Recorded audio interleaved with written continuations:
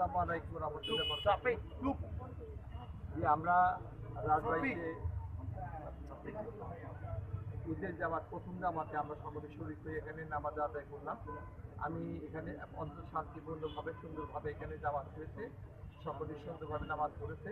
সেই জন্য আজকে এখানে যারা নামাজ পড়লো এবং বাকি যারা অন্যান্য জামাতে যারা শরীক হবে, আমি প্রত্যেকের প্রতি আন্তরিক শুভেচ্ছা জানাচ্ছি এবং ঈদ মোবারক তাদের জন্য। আমাদের আজকের দিনে আমি আমার সকলেই মনে করেন চাই যে আমাদের মাননীয় প্রধানমন্ত্রী শেখ হাসিনার নেতৃত্বে দেশ এগিয়ে যাবে। আমরা সকলে শেখ হাসিনার দীর্ঘ কামনা করি।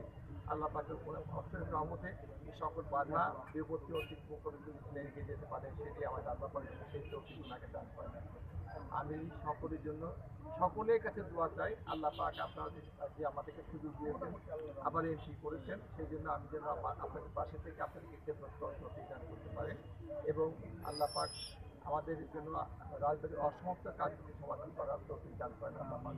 সেই জন্য আপনার আমাদের কাছে আবারও পুনরায় দোয়া চেয়ে আমি আল্লাহ পাকের কাছে দোয়া করি, আল্লাহ পাক আমাদের সকলকেই নামাজি করো এবং আল্লাহ পাক মৃত্যু পূর্বে যদি আমার ইমান নিয়ে মরতে পারি সেই তৌফিক দান করুন।